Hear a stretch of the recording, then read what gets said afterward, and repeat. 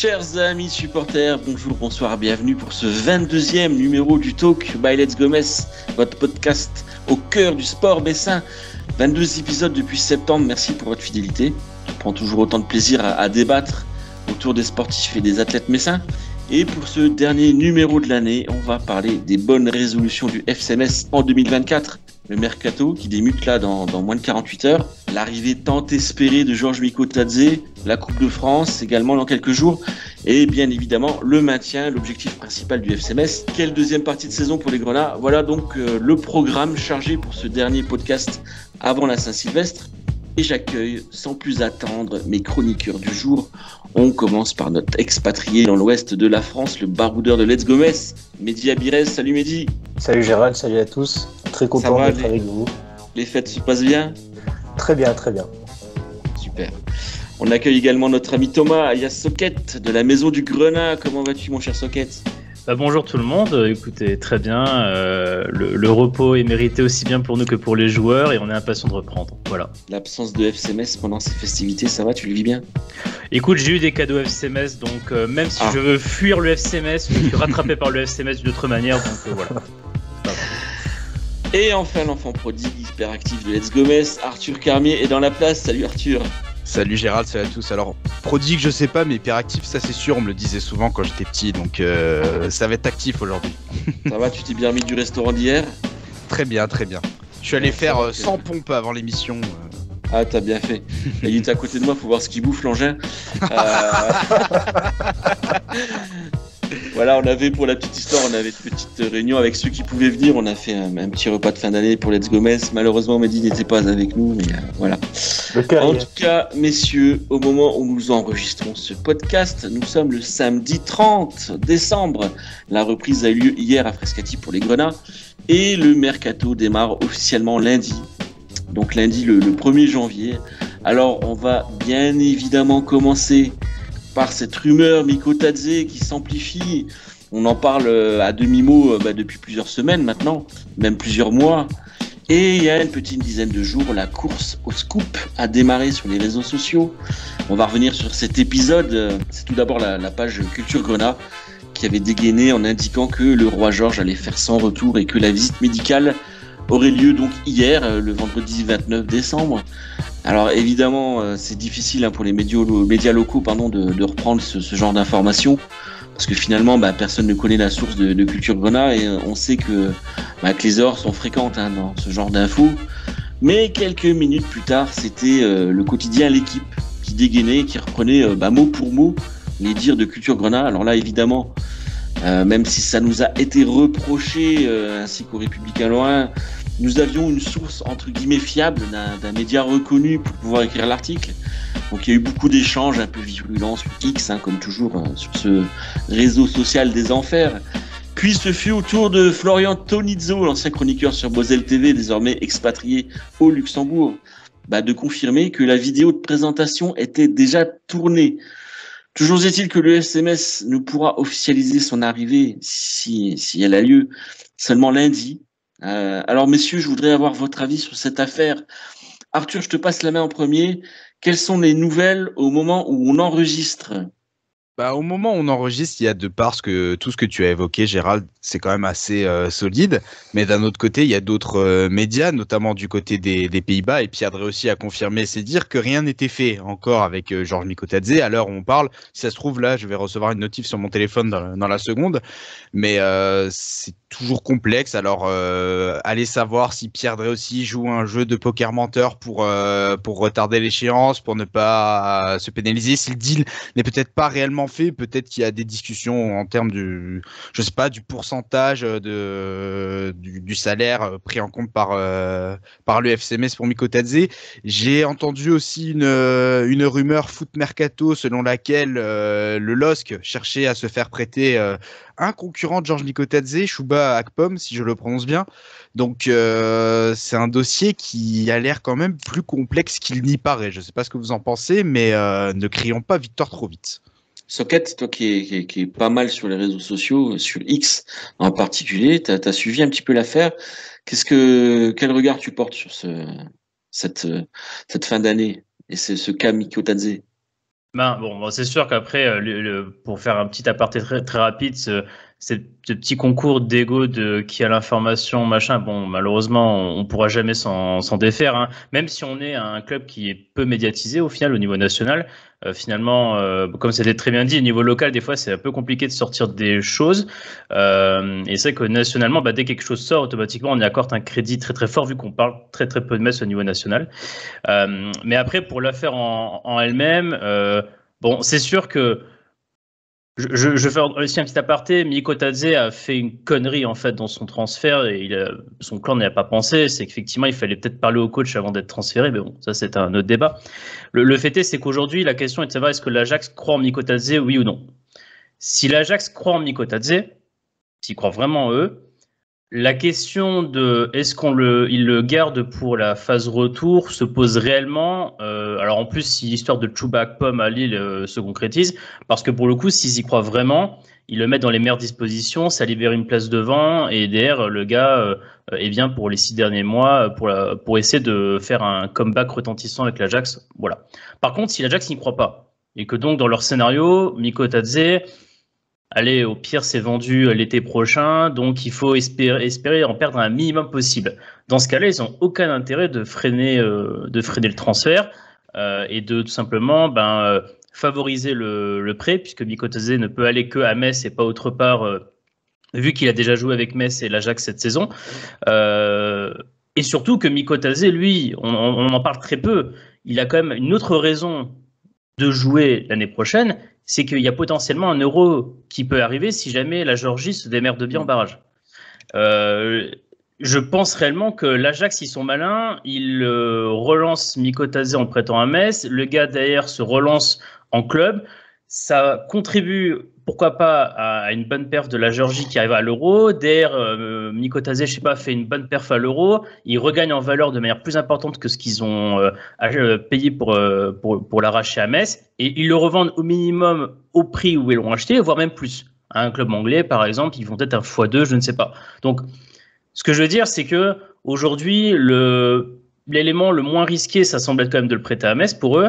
Après, s'ils le gardent, voilà quoi. C'est très risqué. Donc, ils n'ont aucune raison de tout freiner. Et dernier point dessus, et après, je laisserai la parole aux autres personnes. On a vu quand même lors du mercato d'été que ça parlait beaucoup du côté du staff, de la direction Messine auprès des médias nationaux. Je pense que si on reprend l'épisode Isidore, parce que le deal est fait, je rappelle, le deal Isidore est fait, n'oublions pas les propos de l'époque. Finalement, voilà quoi, c'est un peu la même chose quoi. Donc méfiance, effectivement, ceux qui disent qu'il faut se méfier, parce que ça peut capoter, bien sûr. Et les deux gros derniers dossiers du mercato d'été dans l'attaque l'ont bien prouvé.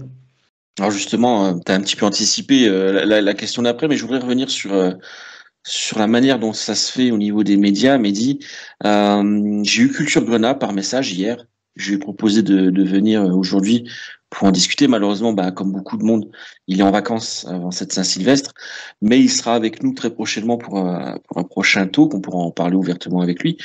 Moi, ce que je voudrais, ton avis, Mehdi, c'est comment un club qui est quand même réputé très strict au niveau des médias, qui verrouille beaucoup au niveau de sa communication, comment un club comme le FC Metz peut-il laisser une taupe, parce qu'il faut dire les mots, lâcher de telles infos à un influenceur ou une fanpage comme Culture Grenat. Et d'après toi, comment ça peut fonctionner ? C'est un peu compliqué parce qu'en fait, c'est peut-être quelque chose sur lequel le FC Metz n'a absolument pas la main. On a beaucoup de cas plus ou moins célèbres, notamment récemment à Lyon, où des infos sont sorties dans une émission de RMC et on a mis. Alors, on ne sait pas encore officiellement qui est la taupe dans. C'est pas Ryan Cherki. J'ai les joueurs. Ouais, c'est ça montre toute la complexité de l'affaire. Ça peut être n'importe qui. Au FC Metz qui a un œil sur les transferts. Alors j'imagine qu'ils sont pas beaucoup, mais ça doit mettre le club en. Ouais, c'est forcément quelqu'un qui a quand même. Il y en a un, les gars. Je vais pas vous dire, il y a un certain Bob Tari qui a bossé à l'équipe. Je dis ça, je dis rien. Alors l'équipe, effectivement, ils arrivent à avoir des infos, mais là on parle quand même d'un média. Alors ils sont dans la Gazette. Culture Grenade. Oui, Culture Grenade dans la donc Gazette. Il y a un lien, il y a une communication qui se fait entre Culture Grenade et le FCMS. Oui, mais c'est pas forcément le FCMS qui. Je vois mal le service communication du FCMS être la taupe pour le coup. Parce que c'est pas leur travail. C'est évident que c'est pas eux. Il y a un lien. Il y a un lien qui existe. Et c'est pour ça que je veux dire, moi je sais pas, moi je serais le club, j'essaierais quand même d'avoir, de savoir qui. Si ça se trouve ils savent qui c'est, mais ils peuvent peut-être rien faire, je sais pas. Ou alors la chasse à la taupe entre guillemets, c'est pas dans l'ordre des priorités du club, et peut-être aussi c'est le nouvel effet aussi de ces nouveaux insiders sur les réseaux sociaux, alors qu'ils soient professionnels ou bien qu'ils fassent ça sur leur temps libre, c'est que le club pense peut-être plus à verrouiller la communication traditionnelle avec les médias qui doivent se démener, enquêter, recroiser les sources pour couper leurs infos. On se dit que ces médias-là croisent plusieurs sources, tandis que les insiders en général dégainent très rapidement sur leur première source, à leur première intuition. Ça, c'est une donnée nouvelle dans le football d'aujourd'hui. Et en plus, comme Thomas le disait bien tout à l'heure, on a quand même, il y a eu des ratés dans la communication. Si cette taupe est la même depuis cet été, on a le cas Isidore, on a aussi le cas Onuachu dans la dernière journée, pour lequel c'était fait aussi, et on n'a plus de nouvelles du tout pour le coup, ni sur les raisons dans lesquelles ça a capoté, ni pour le reste. Donc c'est quelque chose d'assez particulier auquel on doit faire face depuis plusieurs années maintenant. Et à mon avis, c'est pas prêt de s'arrêter, car si beaucoup de personnes, alors dans le cas du FCMS, on est un petit club, donc ça pose pas question, mais ça peut parasiter, je pense, certaines négociations, et ça a fortement un impact. Voilà, c'est un peu ma crainte, justement, c'est ce que je veux dire. Alors, on en parlera avec Culture Grenade quand il sera avec nous. Je pense pas qu'il nous donnera sa source, ça c'est évident. Mais voilà, ce sera intéressant de voir un petit peu son point de vue. Arthur, tu voulais rajouter quelque chose peut-être? Ouais, effectivement, et très souvent aussi les clubs, ils font ce genre de choses. Ils ont des taupes entre guillemets pour essayer de faire passer les informations qu'ils ont envie de faire passer, comme ça sous la table entre guillemets. Et parfois, ça peut créer des écrans de fumée, des diversions quand on veut faire un autre dossier. On met une pièce dans la machine sur un dossier qui pourrait plaire à tout le monde. Je ne sais pas si le dossier Georges Mikotadze fait partie de ce genre d'écran de fumée, mais c'est très fréquent dans le travail d'un club comme ça de créer des diversions entre guillemets. Mehdi ? Et en tout cas, pour revenir justement sur le cas qui nous intéresse tous, les médias néerlandais, il n'y en a pas un qui a dégainé sur une info similaire à celle de nos confrères en France. Donc c'est aussi une façon de calmer les choses et de voir à peu près, d'avoir un peu de patience par rapport au retour potentiel de Georges Mikotadze.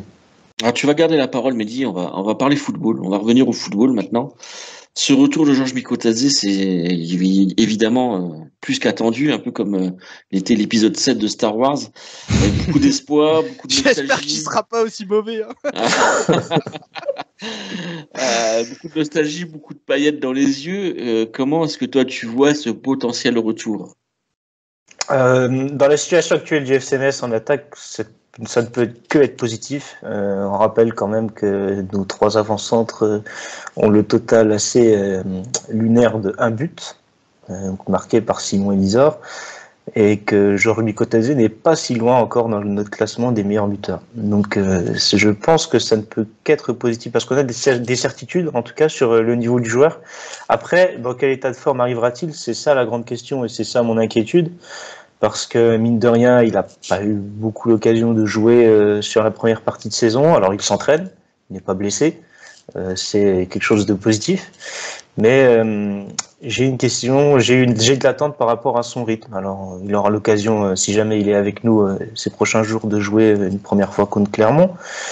Ça nous donnera une indication. Mais c'est aussi toute la complexité de l'affaire, c'est que quand tu joues pas des matchs à haute intensité pendant un certain temps, tu peux aussi perdre au niveau physique. Et donc c'est un peu la difficulté qu'il y a dans ce transfert. Mais franchement, d'un point de vue technique. Je pense que c'est une offrande pour le FC Metz que de récupérer un joueur comme lui, d'autant plus que c'était assez inespéré il y a encore quelques semaines. Arthur, ça te fait peur, toi, ce niveau physique, Georges Mikotadze? Ce genre d'opération, c'est souvent à double tranchant. Laszlo Bologna l'avait évoqué en conférence de presse, sans dire qui évidemment. Il l'a fait une fois, ça a marché, et une fois, ça n'a pas marché du tout, alors que c'était à sa demande. Et il avait confié que Georges Mikotadze, il souffrait vraiment à Amsterdam. C'est comme quand il avait employé cette image, quand quelqu'un de ta famille est malade. En général, c'est difficile de réaliser ce genre d'opération, même si, bien évidemment, on connaît tous le joueur qui est Georges Mikotadze. Mais c'est jamais évident de revenir comme ça sur ces terres en prêt, alors que tu n'as pas beaucoup joué pendant une partie de la saison.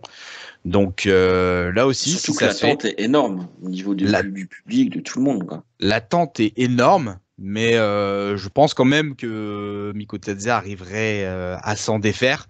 Mais il faudrait quand même quelques matchs pour se remettre dans le bain, au moins reprendre du rythme. Je ne sais pas s'il aura 90 minutes dans les jambes tout de suite.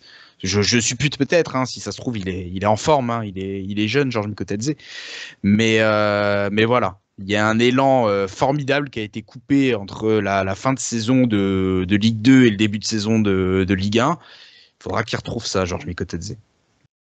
Socket, toujours au niveau du mercato, il y a plusieurs rumeurs qui ont été évoquées. On parle de Mohamed Bamba, un Ivoirien de 22 ans qui joue en Autriche à Wolfsberger. Qui aurait marqué 9 buts en 16 matchs. Donc, c'est aussi une info de Culture Grenat qui a été reprise par le site Africa Foot. Tu connais un petit peu tu peux nous en parler ou t'as pas suivi ça? Non, j'ai pas étudié le cas précis, même si, entre guillemets, on sent qu'effectivement la question de l'attaque est toujours piquante, parce que là, en plus, Mikotadze, en fait, le problème qu'il y a déjà, c'est que imaginons qu'il vienne Mikotadze, la question de savoir, c'est est-ce qu'il le prend pour être avançante ou être joueur de côté. Et dans ce cas-là, ça a une influence sur est-ce que chercher un profil d'avant-centre a du sens ou pas. Voilà. En fait, ce que je veux dire par là, c'est que l'histoire de Mikotadze peut en fait tuer la rumeur de cet attaquant ivoirien, entre guillemets. Parce que sinon, tu te retrouves avec un. Si Mikotadze, ça se fait qu'il est pris comme un avant-centre, on commence à avoir en termes de nombre beaucoup trop d'avant-centres. Sachant qu'on a Estupiñán qui sera pas prêt tout de suite, que Tété il est dans les départs, on en parlera tout à l'heure, il est dans les départs prévus. Bon. Et surtout, quel club intelligent veut de Tété, c'est ça le sujet. Donc en fait, pour moi, le problème, c'est que franchement, le recrutement de Mikotadze, pour moi, rend crédible ou pas cette rumeur-là. En fait, c'est ça qui me gêne un peu dans cette histoire-là. Que l'avant-centre soit un sujet primordial, c'en est un. Je pense que des fois même, il est même un peu trop évoqué, quitte à cacher un peu les autres problèmes. Parce qu'on pense que les problèmes sont réglés parce qu'on a un mec qui met 15 buts devant, quoi. Et à Metz, ce n'est pas du tout le cas. D'ailleurs, c'est pour ça qu'il y a d'autres postes qui sont évoqués.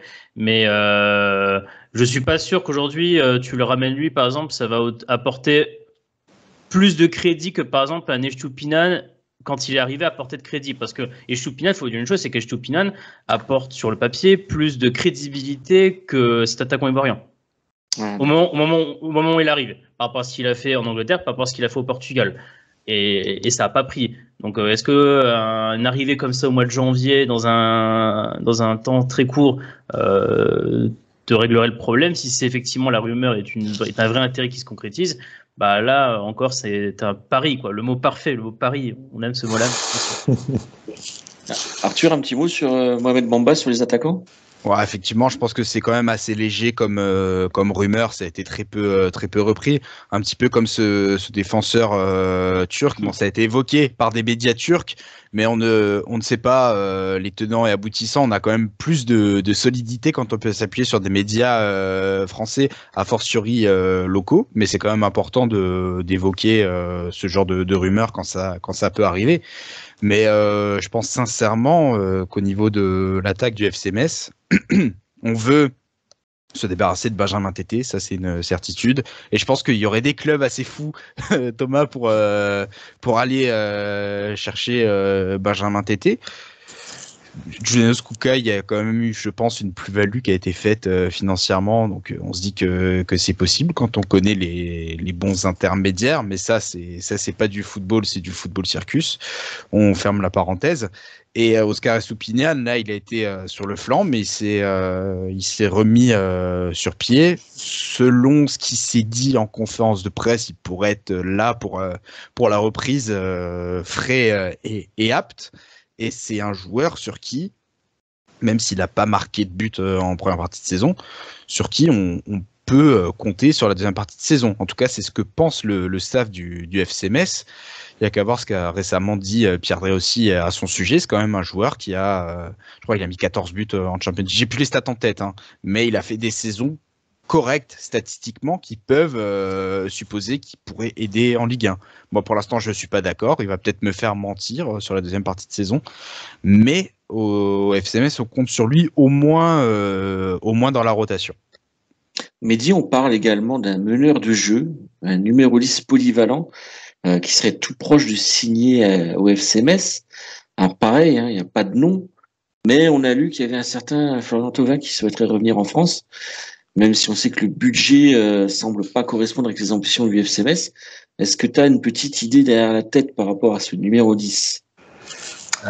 Moi, j'avoue que j'en ai pas, mais c'est vrai que c'est depuis le départ de Youssef Mazis, on s'est rendu compte que c'était un maillon essentiel qui était parti de cet effectif et qu'on n'a pas réussi à remplacer. Alors la Bologna a tenté tout ce qu'il a pu au milieu de terrain, mais force est de constater qu'on n'a pas encore trouvé notre solution miracle.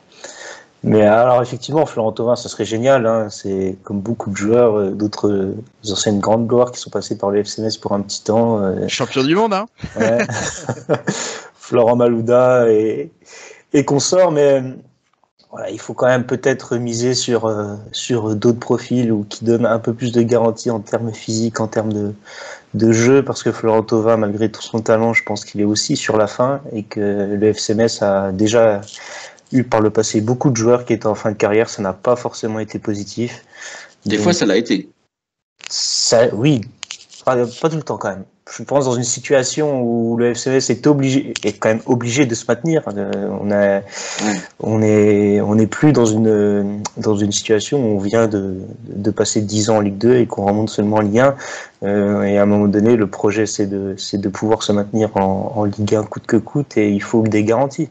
Donc, alors c'est sûr que de nous dire ça pour le mercato de janvier, c'est peut-être un peu trop tard, mais en attendant, on est encore en position on a toutes nos cartes en main encore, donc il faut assurer, il faut se blinder de ce côté-là, avec le côté financier qui rentre en compte. Et évidemment, il n'est pas négligeable dans le cas de notre club, mais il nous faut des pistes. Il faut plus se tromper, quoi.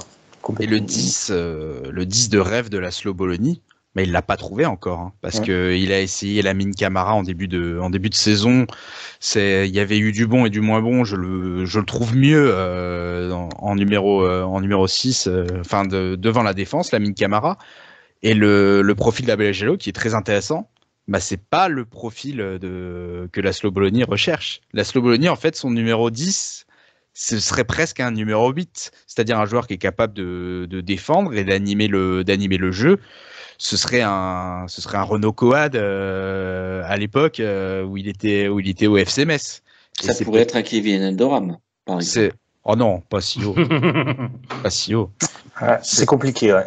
Mais Kevin Endoram, c'est un joueur qui se projette quand même. Quand il pas pour organiser le jeu. À la limite, dans une position reculée, il serait bien, mais il faut un joueur quand même plus capable d'être plus décisif dans le dernier geste. Non, mais il leur fallait un Youssef Mazis, quoi. Ouais.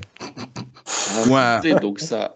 Ou un Renault Coad 2.0. C'est non, mais de toute ce façon, genre de joueur que le FC Metz recherche, je pense. Non, mais de toute façon, et le fait est, c'est que cette première partie de saison a prouvé que le projet de Camara en 10, c'est un projet à jeter à la poubelle, entre guillemets, parce que c'était le projet. Enfin, de toute façon, on l'avait déjà dit en début de saison, Mazis n'a pas été prolongé aux conditions qu'il voulait parce qu'il voulait mettre Camara dans les meilleures conditions. Voilà. Et le projet est un échec parce que si le projet dès le début était de se dire Camara, on va effectivement le considérer comme un 8-6, quelqu'un qui depuis le bas du milieu de terrain prend en compte le jeu, dans ces conditions-là, Mazis serait et qu'on dit à Mazis, Mazis, tu vois, dans notre projet t'étais dans le milieu de terrain, machin, Mazis est encore FCMS aujourd'hui. Et parce que voilà, Metz voulait pas mettre de bâton dans les roues dans le projet DNCG 2024. Et non, mais voilà, mais encore une fois, je peux comprendre. L'idée est pas bête en soi. Quand tu vois tout l'effectif, elle est pas bête. Je pense qu'ils pensaient pas qu'Endoram allait avoir une première partie de saison un peu aussi compliquée. Ils pensaient peut-être pas aussi qu'un Jean-Jacques allait être redescendu si bas. Parce que finalement, il est redescendu quand même par rapport à ce qui était envisagé en début de saison. Donc, non. On sur Arthur Atta aussi, peut-être, au départ. Et ouais.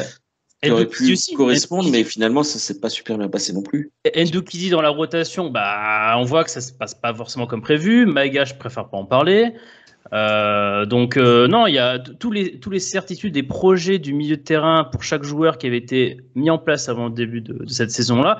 Tout a été chamboulé. Plus personne aujourd'hui dans ce milieu de terrain du FCMS ne joue véritablement dans la position dans laquelle il a été imaginé avant le début de saison. Exception faite potentiellement avec un Endoram quand il joue, mais tout le reste non. Le gars, Jallo aujourd'hui est en 10, Camara est en 8-6, Jean-Jacques est quasiment est en 6 aujourd'hui. Donc toutes les certitudes d'avant début de saison ont été bousculées avec cette première partie de saison. Arthur, 8-6, ça te parle, hein, ça? Ouais, non, avec modération, bien sûr, mais très vite, et après, je passe la gonfle à Mehdi.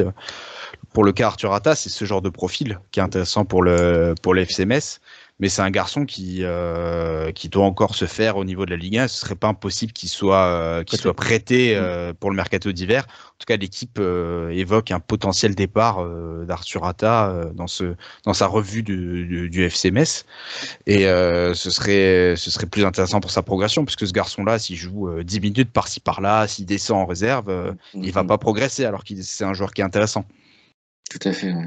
Mehdi? Et puis ça montre au final, toutes ces certitudes de début de saison, ça montre qu'au final que le projet ne peut pas tenir non plus que sur nos jeunes qui viennent d'arriver. Lamine Camara, lui donner les clés du jeu à son âge et à son niveau d'expérience qui est encore insuffisant pour un championnat comme la Ligue 1, c'était déjà risqué. Et notre profondeur de banc est pas assez bonne effectivement pour pallier des manques. Parce que trop jeune, et puis on peut pas leur en vouloir malheureusement. C'est pas forcément une configuration pour jouer la Ligue 1 dans de bonnes conditions. Ça serait très bien pour la Ligue 2, ça a porté ses fruits lors de quelques matchs, mais quand on passe un niveau au-dessus, il faut avoir un effectif en conséquence, et le FCMS malheureusement ne l'a pas totalement. Alors on a parlé de l'attaque, on a parlé du milieu de terrain. Rapidement, la défense, il y a le nom de Darda Kizildag, défenseur de Gaziantep en Turquie, qui a été mentionné. Est-ce que le FCMS a besoin d'un défenseur? Socket. Le problème qu'il y a, c'est que le FCMS a besoin d'être défenseur pour janvier. Pour janvier, pour cette fin de saison. Kevin Endoram. Ouais, non, mais ça c'est bon. Je veux dire clairement, là je vais être, je vais être l'agent du Turc là. Je vais prendre des positions sur le propos. Je pense qu'il ferait une grosse connerie en Metz. Je vous le dis clairement. Parce que c'est complètement idiot de sa part. Il est aujourd'hui, donc il joue beaucoup à Gaziantep actuellement. Donc il se construit une réputation de jeu au niveau turc déjà. Qu'est-ce que tu vas t'embarquer dans une situation en Metz où tu as 2 joueurs d'expérience qui sont aux 2 statuts actuellement, je pense à Traoré et RL. L'intérêt, c'est parce que Kandé va partir à la CAN, donc oh là là, on n'a pas de 3e défenseur central, c'est triste.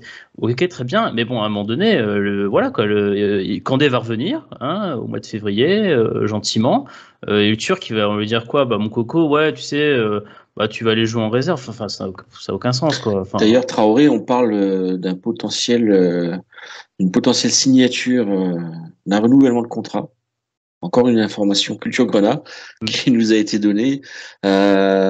C'était qui? Il y avait Traoré et il y avait un autre joueur, j'ai oublié. Endoram, je crois. Kevin Endoram qui, pour revenir très rapidement sur son cas, c'est surprenant qu'il y ait ces discussions de prolongation, parce que les derniers échos que j'ai pu avoir, Stéphane Borbiconi en a parlé dans l'émission Graouli Mag, c'est que il était un petit peu en conflit avec le club pour des histoires de salaire par rapport à une ligne, une clause de contrat. C'est toujours compliqué les contrats, sans entrer dans les détails. Bon, peut-être que les deux parties ont réussi à rediscuter, mais en tout cas, les échos plus récents, c'était que il y avait un petit froid entre Kevin Endoram et la direction.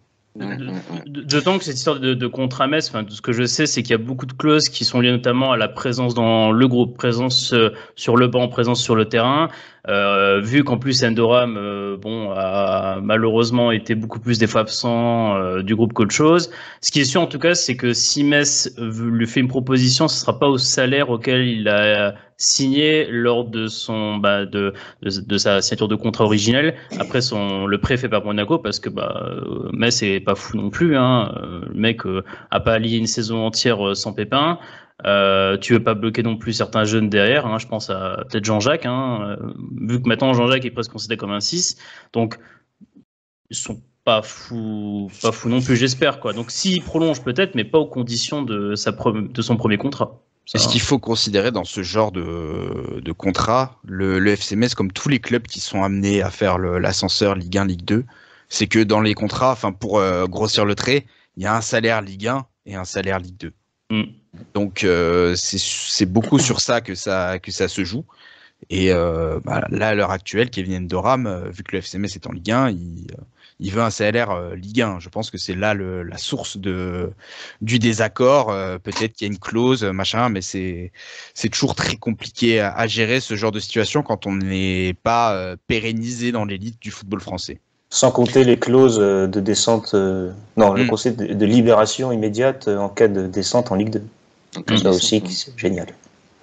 Rapidement, pour clôturer cette parenthèse mercato, cette grosse parenthèse, au niveau du départ, il y aurait également des joueurs en partance. Donc, on a parlé de Benjamin Tété. On parle également de Marc-Aurèle Caillard, évidemment, de Sami Lasseni, de Warren Chipembe et plus étonnamment de Habib Maga. Logique, selon vous, Socket? Le problème de Maga, c'est que le seul scénario où Maga part, c'est une rupture de contrat à l'amiable. Qui sait qui va le transférer à 6 mois de son contrat? Personne. Donc rupture à l'amiable de contrat éventuellement. Et vu que Maga, je pense que Maga... Ou un prêt avec option d'achat? Ouais, mais c'est pas trop commun, ça, 6 mois de fin de contrat de faire ce genre d'opération. En fait, c'est pour ça, ce qui me gêne, c'est que c'est pas commun à 6 mois de fin de contrat de faire des prêts. C'est pas dans la mentalité, large. Mais après, peut-être, effectivement, moi, je pense que le scénario de rupture à l'amiable de contrat, elle est plausible. 6 mois de contrat restant, les relations, je pense, entre Maga et le club, vu qu'il a depuis longtemps, sont plutôt saines, on va dire. Sinon, il serait parti depuis très longtemps, Maga, parce que vu comment il est un peu traité, entre guillemets, par rapport à son rôle dans l'effectif de Metz, il aurait pu partir depuis longtemps. Donc, je pense que ça peut se finir comme ça. Et dans ce cas-là, le départ peut se faire via ce scénario-là de rupture à l'amiable de contrat. 6 mois, c'est pas étonnant que ça puisse arriver. Donc, c'est un des scénarios. Mais pas de transfert direct. Franchement, aucun club est kamikaze pour transférer à 6 mois à Habib Maga. À moins que... Arthur, les noms qui ont été cités, t'en penses quoi pour les départs? C'est pas étonnant, Caillard ne joue jamais, Chimbembe est en réserve, il joue même numéro 10 en réserve quand je le vois parfois. Maïga, ça fait mal au cœur parce que alors sans faire trop de sentiments, je comprends pas trop en fait. Parce que on n'a pas d'expérience au milieu de terrain. Je vois pas ce qu'il apporte de moins ce qu'il apporterait de moins qu'un Danley Jean-Jacques, par exemple. Ouais, tout à fait. Ouais. L'année dernière, il faisait une super saison jusqu'au retour de Kevin Endoram à Pau. Et il est totalement disparu de la rotation. Il est rentré quelques fois, mais il a totalement disparu du 11 de départ. Là, on l'a revu contre le Paris Saint-Germain. Je comprends pas la gestion du cas Habib Maga, des milieux de terrain qui connaissent la Ligue 1, ça, même si c'est pas le plus fin des techniciens, ça court pas les rues. Des mecs comme ça qui ont l'état d'esprit Grenat, l'état d'esprit FC Metz, qui mouillent le maillot, ça court pas les rues non plus. Des leaders par exemple, ça court pas les rues non plus, donc j'arrête tout de suite cette anaphore, mais C'est compliqué, je comprends pas. Mais si s'il est amené à partir et gagner du temps de jeu ailleurs, je pense qu'il y aurait beaucoup de clubs, au moins de Ligue 2, qui seraient peut-être intéressés. Peut-être qu'on pourrait se servir d'Habib Maïga comme entre guillemets monnaie d'échange pour reprendre des termes propres au basket américain, par exemple. Mehdi, tu voulais ajouter quelque chose peut-être sur Habib Maïga? Ouais, Habib Maïga, en fait, je vais aller dans le sens d'Arthur. Hein, c'est un départ une possibilité de départ qui m'a beaucoup surpris quand j'ai vu cette info tomber parmi les autres inactifs de cet effectif. Je pense à Sami Lasseni qui n'a fait aucun match avec le FCMS quand même en 4 ans. On l'avait oublié. Match officiel. Rendons-lui hommage.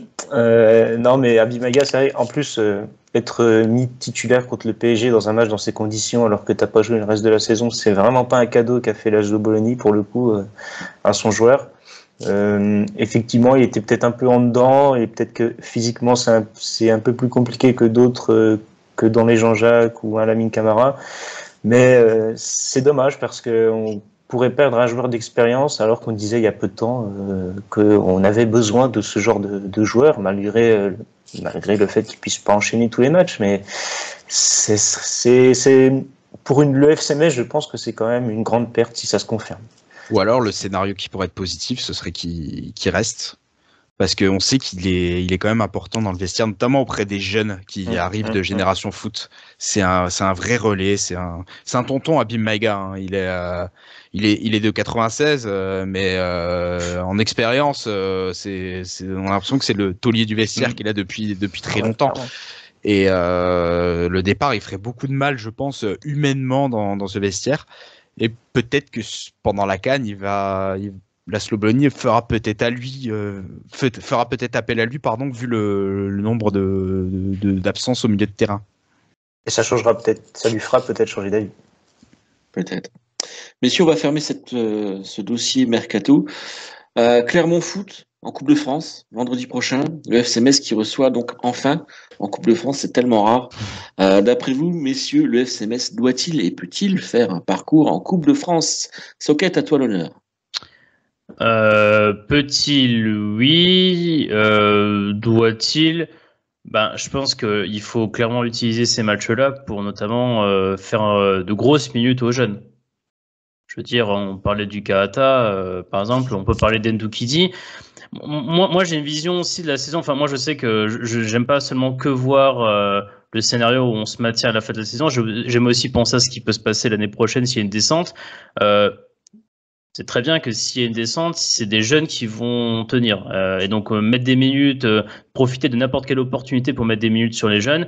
Et je pense surtout à Ndoukidi, puisque il y a eu quand même cette histoire d'Ndoukidi a été quand même assez rocambolesque, hein, sa signature en pro à Metz quand même. Il faut pas hésiter. Donc, il faut la jouer, il faut mettre des jeunes dans les bonnes dispositions. Ceux qui jouent pas trop, il faut les mettre dedans. Voilà quoi. Donc après, le bonus domicile est quand même super pour nous parce qu'on a effectivement pas eu l'occasion de voir beaucoup de matchs de coupe dans l'histoire récente du FCMS à domicile. Donc non, il faut jouer sa chance. De toute façon, Clermont sera un peu dans les mentalités aussi. Hein. Leur focus c'est le championnat. Donc ils feront peut-être tourner eux aussi. Donc tout le monde est dans les dispositions pour donner du temps de jeu à ces seconds couteaux. Et nous, dans notre cas, il y a tout intérêt à faire ça. Donc non, ça peut être très intéressant pour certains profils dans l'équipe. Arthur, la Coupe de France, tu y crois cette année? Toulouse l'a gagné l'an passé, alors qu'ils étaient un petit peu dans la même situation que le FCMS. Mais c'est important.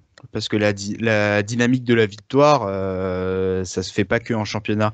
On se souvient que l'année dernière, le FCMS, quand il était un petit peu dans la muise en Ligue 2, c'est grâce à la Coupe de France, entre autres, qui s'est relancé, certes en battant des clubs amateurs vosgiens, mais ça a créé quand même quelque chose. Cette Coupe de France, ce sera l'occasion de faire jouer. On fait jouer que des jeunes de toute façon, donc les jeunes vont jouer également en Coupe de France. Je pense notamment à Guillaume Ditch, ce sera intéressant de le voir, Ndoukidi aussi. Mais pour le reste de la rotation, il n'y aura pas grande révolution non plus. Mathieu Hudol sera suspendu, ce sera peut-être l'occasion de voir qui va prendre le poste à gauche.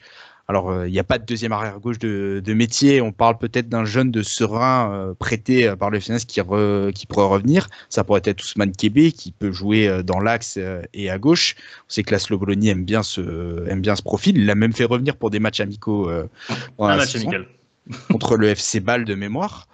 Donc, ça va être très intéressant. Et je pense que la mentalité du FCMS, ça va être de faire le plus beau parcours possible, sans forcément. De toute façon, il n'y a pas l'occasion de faire 11 changements sur ce match de Coupe de France. Donc, j'ai hâte de voir ça. Moi, j'ai hâte de voir le FCMS en Coupe de France à domicile.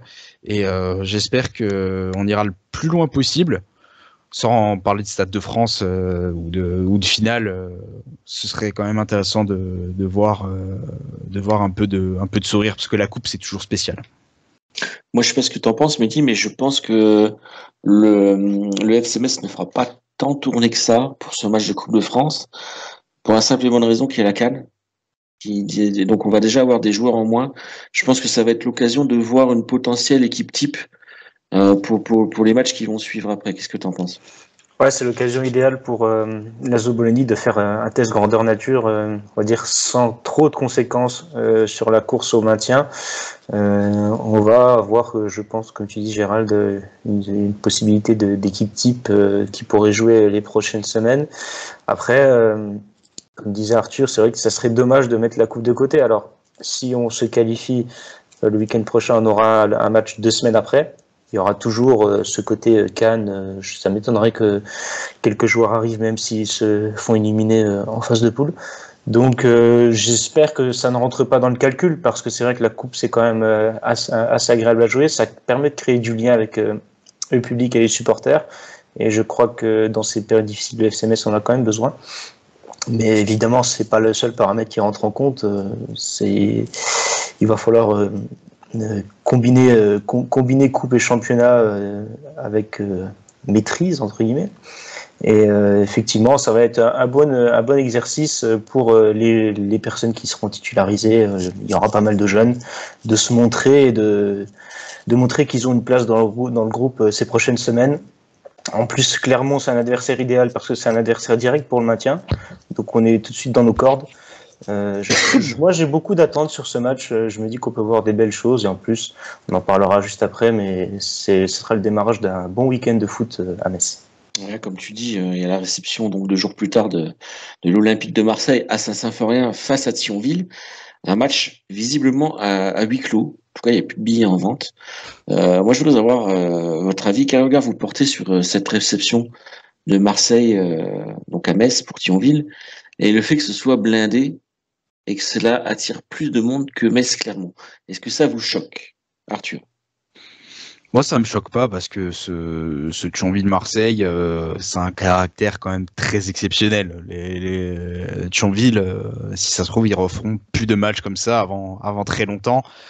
Il y a le côté petit poussé contre l'ogre, l'Olympique de Marseille qui déchaîne toujours les foules, les passions. Donc moi, ça me choque pas. À voir l'affluence pour Metz-Clermont, si elle sera forcément énormément moindre. C'est pas très français, mais vous avez compris l'idée, parce qu'on n'a pas forcément à se plaindre de l'affluence sur les matchs du FC Metz depuis le début de saison. Il y a quand même une moyenne très très solide. Et effectivement, ça fait partie de la magie de la Coupe de France, ce genre d'opposition. Et on peut que saluer l'initiative et la bienveillance du FC Metz, qui a mis à disposition le stade Saint-Symphorien pour le Thionville-Lusitanos. Ça, il faut en parler, parce que peu de clubs professionnels feraient ça à titre gracieux, de mettre à disposition comme ça leurs infrastructures pour les clubs amateurs. On sait qu'il y a des clubs, notamment l'Olympique de Marseille, qui récupèrent leur part de la recette sur certains matchs de Coupe de France, ce qui ne se fait pas normalement. Socket, match à haut risque, ceux qui ont vu le OM à Saint-Symphorien. À ton avis, est-ce qu'on va avoir un stade tout acquis à la cause de Thionville, ou tout acquis à la cause de l'Olympique de Marseille? Pour moi, ça va être un peu similaire à ce qu'on a pu voir dans des Metz-Marseille entre guillemets, c'est-à-dire qu'il y aura quand même une bonne partie de supporters, je dirais, locaux pour Thionville, ceux de Metz qui vont effectivement soutenir Thionville, ceux qui vont être contre Marseille, hein, n'oublions pas ceux-là aussi. Et puis évidemment ceux qui sont là, et ceux qui sont évidemment pour Marseille, il y en aura évidemment beaucoup. Non, parce que effectivement, comme a dit Arthur, le storytelling est quand même assez incroyable. Moi, pour info, j'étais au match à Guentrange justement de ce Thionville-Annecy. Voilà quoi, le storytelling est dingue pour cette équipe qui actuellement marche sur son groupe de N3. Qui on le voit à plus que le niveau N3, qui serait pas choquant s'ils étaient même dans un deuxième partie de tableau N1 presque, enfin pas loin quoi. Donc le truc serait assez incroyable. Et puis après oui, l'engouement, le différence d'engouement qu'on peut avoir entre un Metz-Clermont et un Thionville-Marseille. Bon, déjà le jour de Metz-Clermont n'est pas forcément l'idéal. Hein. Jouer un vendredi soir, bon. Comparé à un samedi, on est beaucoup fans de foot, on n'est pas forcément autant fans de foot pour faire 2 matchs dans un week-end. Tu dois choisir de faire un des 2 matchs, tu fais le Thionville-Marseille. Donc je pense que la différence d'engouement est là. Je parlerai pas de l'histoire de comment a été gérée la billetterie en ligne parce que bon, c'est un peu compliqué cette histoire d'avoir amorcé le lancement, un gros engouement sur le Thionville-Metz et après d'être revenu sur le Metz-Clermont un peu comme ça en roue de secours. Mais non, c'est logique. C'est logique, c'est mérité pour Thionville d'avoir cet engouement-là. Et effectivement, beau geste de la part, alors je vais pas dire du club, mais du FC Metz Stadium, pour être précis dans les termes, d'avoir gentiment, moyennant finance, mis à disposition le stade. Voilà. Après, c'est Bernard Serin, excuse-moi Gérald, qui a tout fait pour que déjà le FC Metz joue le vendredi et qui a, je pense que c'est Bernard Serin qui a eu la main sur ça et non l'entité FC Metz Stadium. Qui aussi Bernard Serin dans un sens, mais enfin. Dans un sens. Voilà. C'est la holding FC Metz quoi. Le FC Metz Group. Voilà. Moi, je veux juste savoir si tu avais ta place, Mehdi déjà. J'ai ma place. J'ai ma place. Ouais. Bah, en tant qu'abonné, même expatrié, j'ai eu ce privilège un peu inespéré d'ailleurs d'avoir cette place et donc d'être parmi les privilégiés dimanche après-midi. Pour revenir sur ce que disaient mes 2 collègues, c'est quand même une juste récompense pour Thionville par rapport au projet qui est lancé depuis plusieurs années. Hein. On les suit de loin, mais on a toujours plaisir à voir quand des projets fonctionnent et le projet mené par le président et le coach Julien François, c'est quand même quelque chose de très solide. Et au final, avoir un stade rempli, alors pas forcément totalement à leur cause, mais remplir le stade Saint-Symphorien quand tu as un club de N3, peu importe l'adversaire en face, c'est quand même quelque chose d'extraordinaire. Je pense que les joueurs vont vivre un rêve incroyable et on sera là en majorité pour les soutenir, bien sûr. Donc c'est pas du tout choquant que Metz-Clermont, encore une fois, un vendredi soir, qui va laisser la place à Thionville 2 jours après, ramène moins de monde qu'un Thionville-Marseille.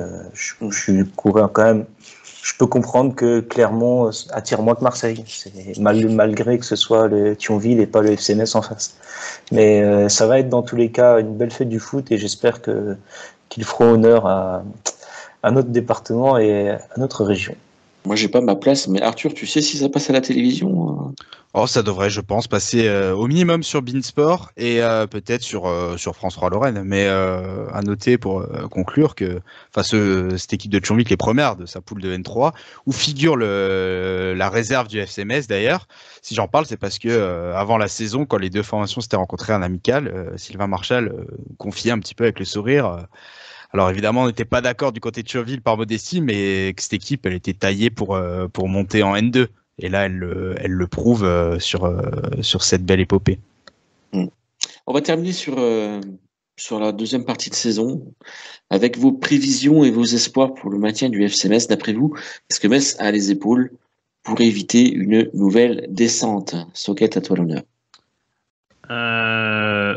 Bon alors il y a effectivement tout dépend mercato des autres équipes parce que autant Clermont je sais pas comment ils vont pouvoir se renforcer efficacement, le reste m'inquiète un peu plus parce que le reste il y a quand même des moyens d'activer des choses. Je pense à Lorient via ce que Bournemouth peut-être leur apporter donc comme solution pour un peu sauver les miches de Lorient. Ça va pas être simple, donc déjà par rapport à ça. Et après, vraiment, est-ce qu'on peut... Franchement, ça va jouer la place de barragiste. Hein. Je le dis clairement, hein, parce que le truc qu'il y a, c'est que quand même tu fais venir un Mikotadze, il y a le reste que tu pourras pas changer, et je vois pas comment là tu vas pas le changer en quelques semaines. Donc barragiste. Pronostic. Voilà. Barragiste contre je sais pas qui en Ligue 2, mais barragiste. Voilà. Mehdi, tu es confiant, toi? Confiant, non. Mais ceci dit, je suis pas pessimiste. Parce qu'il y a quand même, depuis maintenant 2 ans qu'on le côtoie, notre cher oncle Laszlo Bologna, qui a plus d'un tour dans son sac. Et mine de rien, c'est un facteur X que moi, j'arrive pas à quantifier. Sa façon de faire tourner les choses en notre faveur. Donc non, je suis pas confiant, mais on verra peut-être, on refera le point après le mercato de janvier. Le FCMS montre des bonnes choses. Quand je vois ce qu'il y a derrière, on parle de Clermont, même Lorient, malgré tout ce qu'on pourrait leur apporter, enfin il y a un vrai problème dans ce vestiaire. On en parlait il y a peu de temps avec d'autres collègues dans l'Ouest. Régis Sebris a complètement perdu la main dessus, mais le président n'a pas forcément envie de dégainer au niveau de sa démission. Donc il y a beaucoup de soucis extrasportifs, parce qu'on parlait de ce club de Lorient. Il va falloir se relever de tout ça. Nous, on a des bases saines, j'ai l'impression, sur lesquelles on peut travailler encore. Donc, allez, aussi une place de barragiste, mais en voyant tout ce qui peut nous arriver sur ces 6 prochains mois, je me garderai bien d'avoir un pronostic certain. Arthur, à toi l'honneur pour terminer. Disons que j'étais très pessimiste à l'issue du mercato estival, et que j'ai envie d'attendre ce mercato hivernal qui sera un mercato de réparation pour vraiment livrer un pronostic clair. Mais en tout cas, il est certain qu'on a des bases défensives déjà, avec des tontons, si vous me permettez l'expression, derrière, qui peuvent rassurer. Quand on a surtout Ismaël Traoré, des garçons comme ça, qui tiennent le vestiaire, qui guident une jeune équipe, avec un coach qui sait exactement ce qu'il fait, même si on peut regretter parfois un jeu minimaliste. Est-ce que c'est la meilleure façon pour le FCMS de se maintenir en Ligue 1 ? Peut-être. En fonction de comment le mercato va tourner, on peut espérer une place hors des barrages. Mais si effectivement on se retrouve avec une force offensive pas à la hauteur de ce qu'on peut attendre, ça risque d'être compliqué. Très bien, magnifique. C'est ce que j'avais envie d'entendre. C'était un petit brin d'optimisme. Messieurs, ce talk touche à sa fin. C'était très long aujourd'hui. Pensez à liker la vidéo, à commenter. Dites-nous quels sont vos souhaits pour cette nouvelle année. Quelles résolutions vous aimeriez voir se réaliser pour le FCMS. Passez un bon réveillon. Prenez soin de vous. On va se retrouver très prochainement pour un nouveau numéro du talk. En attendant, portez-vous bien. Bye bye. Bye bye. Salut.